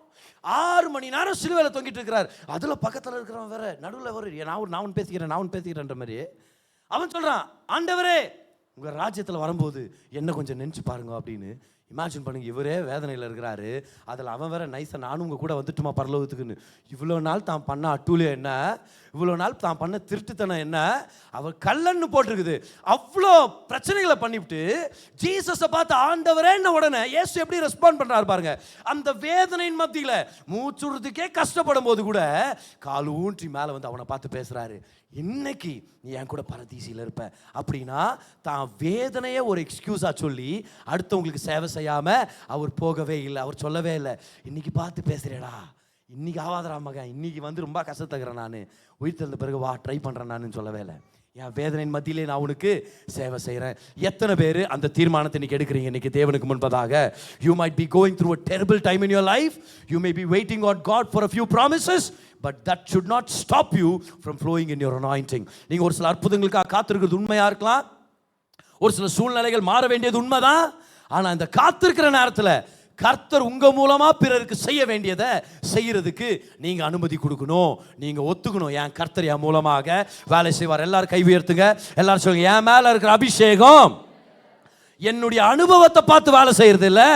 கைவேர்த்தி சொல்லுங்க, வாக்கு தத்தத்தினால வேலை செய்து. எல்லாம் கைவேர்த்தி சொல்லுங்க, சுகம் என்னுடையது, செழிப்பு என்னுடையது, சிலுவை நிஜமானது. வாக்கு தத்தத்தில் பார்க்கிறது அத்தனையும் நான் செய்வேன் இயேசுவுக்காக சொல்லுங்க பார்க்கலாம். So when you pray for someone, don't look at your experience, look at the promise. கர்த்தருடைய சுகம் அவைலபிள். வாங்க ஜெபிக்கிறேன். இல்லை பதர், நீங்களே லொட்டு நிருமின்னுங்கிறீங்களே, அது கிடைக்குது ஒரு பக்கம். நான் ஜெபிக்கிறேன். நான் உனக்கு சுகம் கொடுக்க போகிறது இல்லை, இயேசு தான் சுகத்தை கொடுக்குறவராக இருக்கிறார். ஹல்லேலூயா. இல்லை பிரதர், நான் ப்ரேயருக்கு வந்தேன் பிரதர், நீங்கள் சுகத்தை பற்றி ப்ரீச் பண்ணியிருந்தீங்க, பண்ணும்போது நடுவில் 2 டைம் இருமிட்டீங்க பிரதர், அதனால் நான் உங்களை நம்புறது இல்லைன்னா நான் ஏன் தழும்புகளால் சுகமாகறீங்க பாரு. நான் இங்கே தழும்பு வாங்கலையே, அவருடைய தழும்புகளால் தான் சுகம். அவர் தான் சுகம் அளிக்கிற தேவனாக இருக்கிறார். கர்த்தருடைய வல்லமை உங்கள் வாழ்க்கையில் வேலை செய்யணும்னா நீங்கள் சொல்லணும், என் கர்த்தர் என் மூலமாக அதிசயங்களை செய்வார். அபிஷேகம் என் சூழ்நிலையை பார்த்து, என் அனுபவத்தை பார்த்து வேலை செய்யறது இல்லை, அவருடைய வாக்கு தத்தத்தினால வேலை செய்யுது. சில பேருக்கு இப்படி தோணும் பிரதர், தோணும் இல்லையா பிரதர், நானே கஷ்டத்தை இருக்கிறேன் பிரதர், நான் எப்படி பிரதர் அர்த்தவங்களுக்கு ஜெபிக்கிறது என்கிட்ட இல்லை பிரதர், அந்த ஆறுதல் என்கிட்ட இல்லை பிரதர். நான் எப்படி பிரதர் இன்னொருத்தர் ஆறுதல் கொடுக்குறது, எனக்கே ஆறுதல் இல்லையா பிரதர். நான் எப்படி பிரதர் இன்னொருத்தருக்கு சுகத்துக்காக ஜெபிக்கிறது, நானே சுகத்துக்காக பிலீவ் பண்ணுகிறேன் பிரதர், எனக்கு இன்னும் சுகம் கிடைக்காம இருக்குது பிரதர். நானே பிள்ளை பெற்றெடுக்கணும் ஜெபிச்சுட்டு இருக்கிறேன். நான் எப்படி பிரதர் வந்து ஊழியம் செஞ்சு எல்லாரும் கர்த்தர் உங்களுக்கு பிள்ளை பெரு ஏற்படுத்தி தருவார், கர்த்தர் அனுகிரகம் தருவார், நான் எப்படி பிரதர் ஜெபிக்கிறது? I don't have it in me. If you say that, then the next point is for you. நீங்க அப்படி சொல்றதா இருந்தா அந்த அடுத்த பாயிண்ட் உங்களுது தான். இல்லை பிரதர், நான் அப்படி சொல்ல, ஆனாலும் அடுத்த பாயிண்ட் நான் கொடுப்பேன். எழுதிங்க பார்க்கலாம். Note number 4, you can give what you don't have. இது எப்படி சாத்தியம் பிரதர்? என்கிட்ட இல்லாத ஆறுதலை நான் எப்படி அர்த்தம் கொடுக்க முடியும்? என்கிட்ட இல்லாத சுகத்தை நான் எப்படி கொடுக்க முடியும்? யூ கேன், முடியும். ஏன் தெரியுமா? நீங்க பிறருக்கு போய் ஜெபிக்கும் போது உங்களுக்குள்ள இருக்கிற சுகம் அவனுக்கு வருதோ இல்லையோ, கர்த்தருடைய ஆவியானவர் சுகத்தை சப்ளை பண்ணுகிறார். You can give what you don't have because it is the Holy Spirit that supplies through you.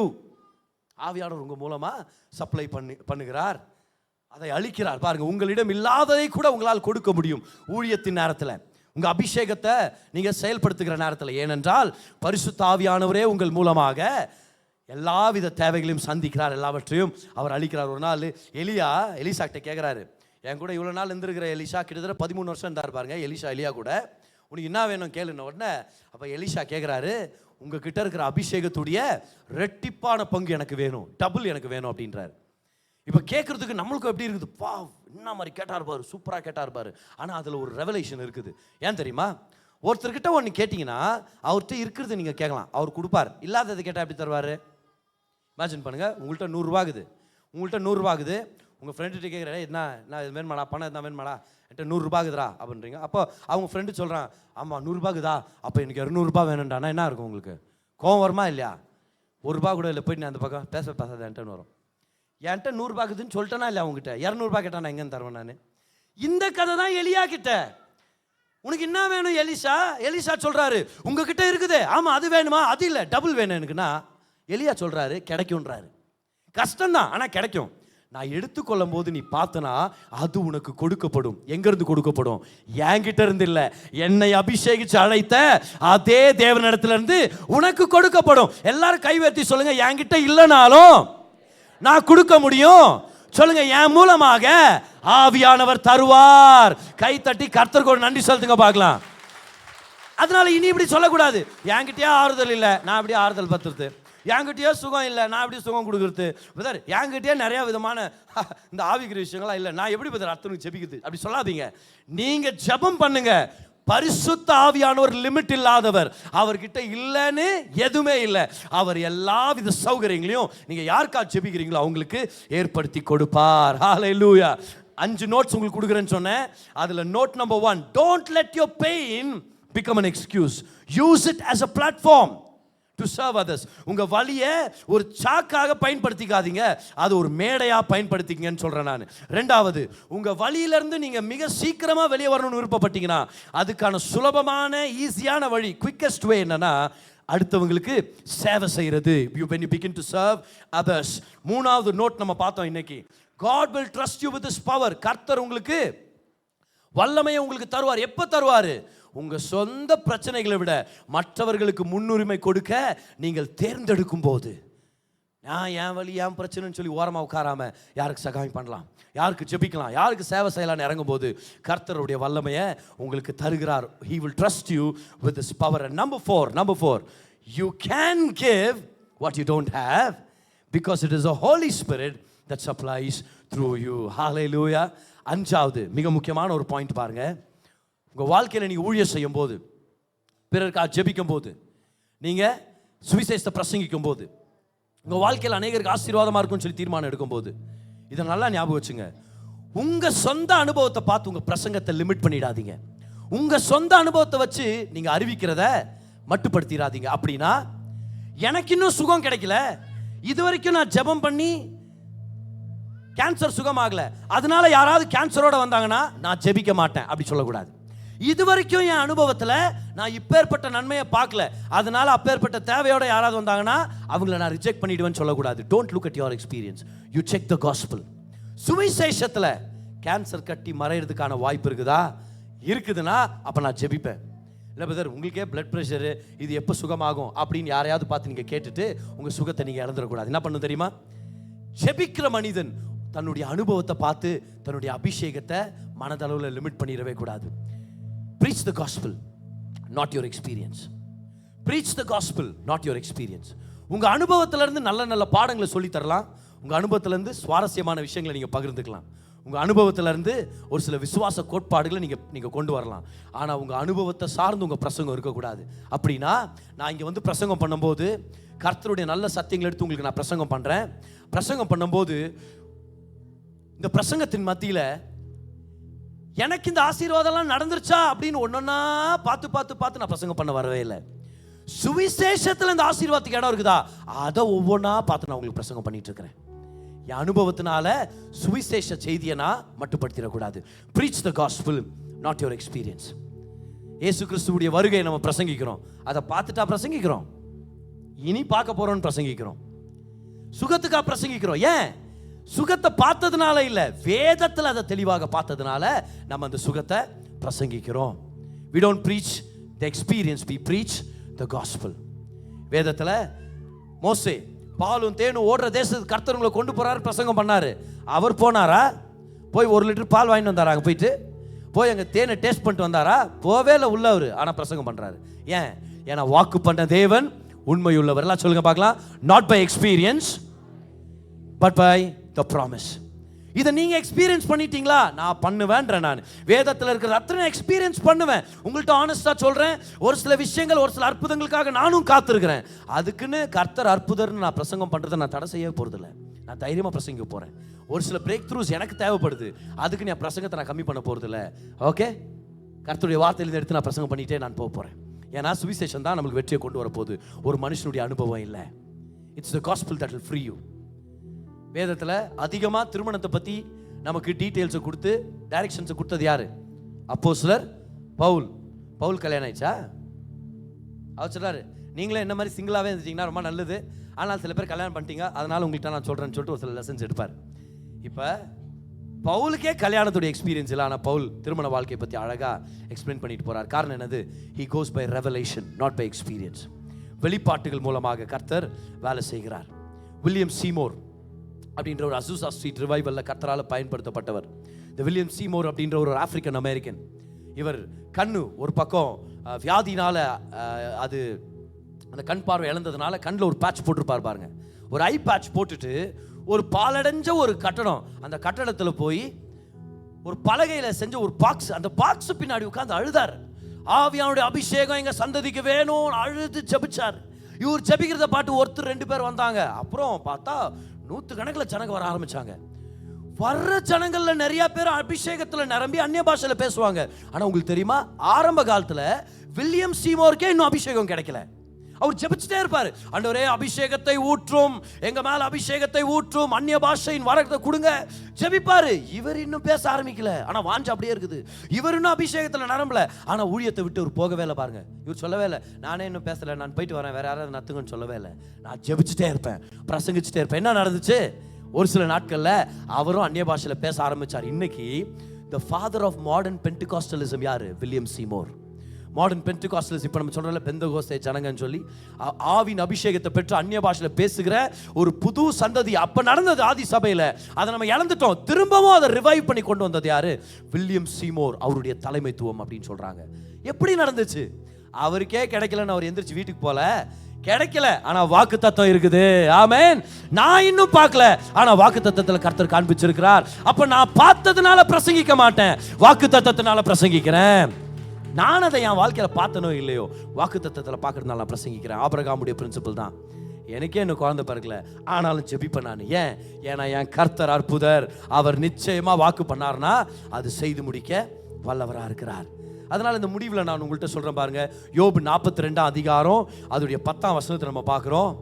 யோபு எல்லாவற்றையும் இழந்து நஷ்டம் அடைஞ்சு சோர்ந்து போய் உடம்பெல்லாம் கொப்பளங்களால நிறைஞ்சு வியாதியால் அவதிப்பட்டு 10 பிள்ளைகளை ஒரே நாள் மறிச்சு அடக்கம் பண்ணிட்டு 9 மாசம் தலையில தூசியும் புழுதியும் போட்டு சாம்பலை போட்டுக்கிட்டு ஒரு கோடிப்பையை மாட்டின்னு இருக்கிற யோபு சொல்றாரு, அவர் செஞ்ச காரியத்தை பாருங்களேன். இப்பேற்பட்ட மனுஷன் என்ன செய்யணும்? ஆனா அவர் சொல்றாரு, யோபு தன் சிநேகிதருக்காக வேண்டுதல் செய்த போது என்ன பண்றது? என்கிட்ட இல்ல, நான் ஜெபிச்சா என்ன நடக்கும் பாருங்க. இந்த வசனத்தை பார்த்து கத்துங்க. நீங்க பிறருக்கு என்ன செய்றீங்களோ கர்த்தர் அதை உங்களுக்கு வல்லமையாக செய்து முடிப்பார். யோபு தன் சிநேகிதருக்காக வேண்டுதல் செய்த போது கர்த்தர் அவன் சிறையிருப்பை மாற்றினார். யோபு முன்பு இருந்த எல்லாவற்றை பார்க்கிலும் பாருங்க, ஹல்லேலூயா, இரண்டத்தனையாய் கர்த்தர் அவனுக்கு தந்தருளினார். எல்லாரும் சொல்லுங்க பார்க்கலாம். நான் பிறருக்கு செய்யறத நல்ல சத்தமா சொல்லுங்க. செய்றீங்களா இல்லையா நீங்க? அப்ப சத்தமா சொல்லுங்க பார்க்கலாம். நான் பிறருக்கு செய்யறத கர்த்தர் எனக்கு பல மடங்கு செய்வார். அன்னைக்கு ரமேஷ் பாஸ்டர் என்ன பார்த்து சொல்றதா நான் உங்கள்கிட்ட சொல்றேன்.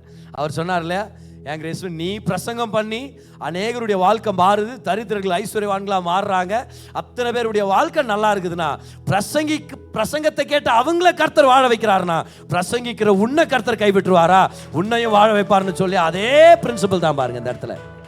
யோபு ஜெபிச்சாரு, அவங்களையும் கர்த்தர் மன்னித்தார். யோபுடைய வாழ்க்கையை கர்த்தர் திருப்பி கட்டினார். இப்ப ஆபிரகாமுக்கு என்னதான் பிரதர் ஆச்சு? வாங்க இந்த வசனத்துக்கு. 20ஆம் அதிகாரம் 18 பார்த்தோம். ஆபிரகாம் அவருக்கே குழந்தை இல்லை, அவர் ஊருக்கே குழந்தை பிறக்கணும்னு ஜெபிக்கிறாரு. அடுத்த வசனம் பாருங்க, ஹல்லேலூயா. ஆதியாகமம் 20:18 அதுதான் ஆபிரகாம் ஜெபிக்கிற வசனம். அடுத்த வசனம் பாருங்க, 21:1 வாங்க. 21:1 அடுத்த வசனம் 21:1 தான். அந்த வசனத்தை பாருங்க. கர்த்தர் தாம் சொல்லி இருந்தபடி சாராள் பேரில் கடாட்சமானார். கர்த்தர் தாம் உரைத்தபடியே சாராளுக்கு செய்தருளினார். ஆபிரகாம் முதிர் வயதா இருக்கையில் சாராள் கர்ப்பவதியாகி தேவன் குறித்திருந்த காலத்திலே அவனுக்கு ஒரு குமாரனை பெற்றாள். ஹல்லேலூயா. அப்பொழுது ஆபிரகாம் தனக்கு சாராள் பெற்ற குமாரனுக்கு ஈசாக்கு என்று பெயரிட்டான். ஆமென். ஊர்ல இருக்கிற குழந்தைகளுக்கெல்லாம் பேர் வச்சு நின்றுப்பார் ஆபிரகாம். இப்ப தா பிள்ளைக்கே பேர் வைக்கிற வாய்ப்பை கர்த்தர் ஏற்படுத்தி கொடுத்தார். சத்தமா ஆமென் சொல்லுங்க பார்க்கலாம். ஹல்லேலூயா. கர்த்தர் உங்களை கைவிட மாட்டார். பெற்றுக்கொள்ளுங்க, நல்லா பெற்றுக்கொள்ளுங்க பார்க்கலாம். கர்த்தர் உங்களை கைவிட மாட்டார். அடுத்தவங்களை சுகத்துக்காக ஜெபிக்கிறீங்களே, உங்களை எப்படி அவர் வியாதியில மறிக்க விடுவார்? அடுத்தவங்க நல்லா இருக்கணும் ஜெபிக்கிறீங்களே, உங்களை எப்படி அவர் வாழ வைக்காம விடுவார்? கர்த்தர் உங்களை வாழ வைப்பார்ன்ற நான். கர்த்தருக்காக ஊழியம் செய்ய வந்த உங்களை கர்த்தர் ஒரு காலமும் உங்களை கையேந்த விடவே மாட்டார். ஞானி சொல்றாரு, நீதிமானுடைய பிள்ளைகள் சாப்பாட்டுக்காக பிச்சை எடுத்ததை நான் பார்த்ததே இல்லை. அப்படின்னா அர்த்தம் அவங்கள கர்த்தர் வாழ வைப்பார். நீயா அவனை பத்தி கவலைப்படுற அப்படின்றார். கர்த்தர் வாழ வைக்க வல்லவராக இருக்கிறார். ஹல்லேலூயா. நீங்க விதைக்கிற ஒவ்வொரு நன்மையின் விதைகளுக்கான அறுவடையை கர்த்தர் உங்க வாழ்க்கையில ரிலீஸ் பண்ணுவார். எத்தனை பேர் அபிஷேகத்தை பத்தி ஒரு விஷயத்தை கத்துக்கிட்டீங்க இன்னைக்கு? எல்லாரும் சொல்லுங்க, என் மேல இருக்க அபிஷேகம். சொல்லுங்க, என் சூழலை பார்த்து வேலை செய்யறது இல்ல, என் அனுபவத்தை பார்த்து வேலை செய்யறது இல்ல, வாக்குத்தத்தத்தை பார்த்து வேலை செய்யுது. அப்ப குறைபாடு இருக்கிறவனும் ஜெபிக்கலாம், பிரச்சனைகள் இருக்கும் போதும் ஜெபிக்கலாம். நமக்கே குறை, ஆனால் நம்ம நல்லா கர்த்தருக்காக ஊழியம் செய்யலாம். நிச்சயமா கர்த்தர் செய்வார். அவங்களுக்கு மட்டும் இல்ல, உங்களுக்கும் செய்வார். Final testimony and then we're going to bring it to a close. Hallelujah. எத்தனை பேர் சந்தோஷப்படுறீங்க இன்னைக்கு சர்ச்சுக்கு வந்ததுக்காக? ஒவ்வொரு வாரமும் நீங்க ரெகுலரா வந்து வார்த்தை பெற்றுக்கொள்ளும் போது எங்கேயும் கிடைக்காத அந்த பிரசன்னத்தின் அனுபவமும் அந்த ஐக்கியத்தின் அனுபவமும் வார்த்தையின் வெளிப்பாட்டையும் நீங்க பெற்றுக்கொள்ள முடியும். ஹல்லேலூயா. டோடி ஓஸ்டின் அப்படின்றவங்க பாஸ்டர் ஜோல் ஓஸ்டினுடைய தாயார் 1981ல அவங்களுக்கு மெட்டாஸ்டாட்டிக் லிவர் கேன்சர் இருக்கிறதாக அவங்களுக்கு டயக்னோஸ் பண்ணிட்டாங்க. ஒரு சில வாரங்கள் தான் இருக்குதுன்னு சொல்லிட்டாங்க, அவங்க உயிரோடு இருப்பாங்கன்னு சொல்லி. 21 நாள் ஹாஸ்பிட்டலில் அட்மிட் ஆகி அவங்கள வந்து வீட்டுக்கு அனுப்பி விட்டாங்க. ஒல்லி ஆயிட்டாங்க. அவங்க சொல்றாங்க கிட்டத்தட்ட 25 கிலோ ஆயிட்டாங்களாம் பாருங்க. அவ்வளோ ஒல்லி ஆயிட்டாங்க. எல்லாரும் பயந்தாங்க என்ன நடக்குமோன்னு சொல்லி. ஆனா இந்த அம்மா வித்தியாசமானவங்க, இவங்க விசுவாச வீராங்கனை. இவங்க வேதத்துலேருந்து ஒரு 40 வசனங்கள் எடுத்து தினமும் அதை சத்தமாக படிக்கிறது, கிச்சனில் ஒட்ட வைக்கிறது, ஆல் ரூமில் ஒட்ட வைக்கிறது. கர்த்தர் எனக்கு சுகமாக இருக்கிறார், கர்த்தர் எனக்கு பலத்தை தருகிறார், இயேசுவின் தழும்புகளால் சுகமானேன். கேட்பாங்களா, அம்மா எப்படிமா இருக்கிறீங்க? சொல்லுவாங்களா, எனக்கு என்னடா நான் நல்லா இருக்கிறேன் அப்படின்னு வாங்கலாம் பாரு. அவன் சொல்லுவாங்களா, I am strong in the might of the Lord, I am mighty by the strength of the Lord. அப்புறம் சொல்லுவாங்களா, என்னை நீடித்த நாட்களால் என்னை திருப்தியாக்கி ரட்சிப்பை காண்பிப்பார். இப்படியே சொல்லிட்டே வீட்டிலலாம் தெரிவாங்களாம் பாருங்க. அப்புறம் ஒன்று பண்ணுவாங்களாம், இவங்க ரெடி ஆகிட்டு வெளியே போவாங்களாம். போய் யாருக்கு உடம்பு சொல்லி அவங்க போய் ஜெபம் பண்ணிட்டு வருவாங்களாம். டாக்டர் இவங்கள பார்த்து சொல்லிட்டாங்க, இன்னும் ஒரு சில வாரம் தாமா அப்படின்னு சொல்லிட்டாங்க. ஆனால் இவங்க என்ன பண்ணுறாங்க, அது ஒரு பக்கம் இருக்கட்டும், ரிப்போர்ட் நான் இன்னொரு ரிப்போர்ட்டை பார்த்துன்னு இருக்கிறேன், வாக்கு தத்தத்தை பார்க்குறேன்னு சொல்லி இவங்க வியாதிப்பட்டு மரணம் அடைகிற ஒரு ரிப்போர்ட்டை வச்சுட்டு இவங்க ஊருக்கே போய் ஜெபிக்க ஆரம்பிக்கிறாங்க. என்ன ஆச்சு தெரியுமா, அவங்களுடைய வாழ்க்கையில் ஒரு சில வாரங்களாச்சு, ஒரு சில மாதங்களாச்சு, ஒரு சில வருஷங்கள் ஆயிடுச்சு, கேன்சர் செத்துச்சு.